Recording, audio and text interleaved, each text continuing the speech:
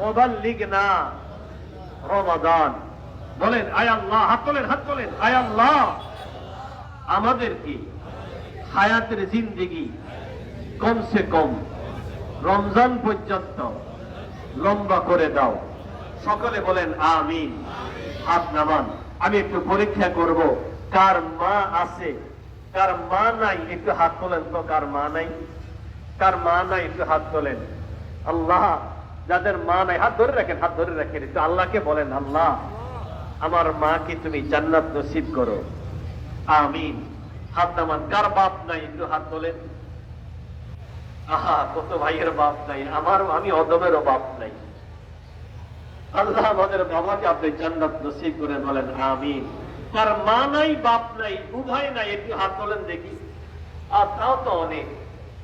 আল্লাহ সবাইকে হাত কবুল করেন, বলেন আমিন। আচ্ছা, যদি আপনাদের পিতা মাতা থাকতো খাওয়াইতেন না? খাওয়াইতেন নি? বলেন না, খাওয়াইতেন?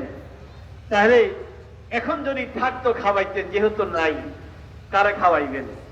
একটু বলবো, এই জান্নাতি মেহমান গুলো রাত 3টা থেকে কোরআনে কারীম পড়ে, এই কোরআনের সওয়াব আপনাদের মা বাবার কবরে যাবে। কে আছেন একটু এদের জন্য কিছু দিবেন? একটু মেহেরবানি করে বলুন।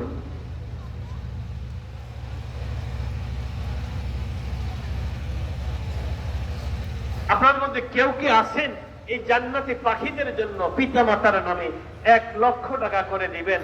মেহেরবানি করে এই জান্নাতের বাগানে জান্নাতে মেহমানদের জন্য কে সৌভাগ্যবান ব্যক্তি আছেন?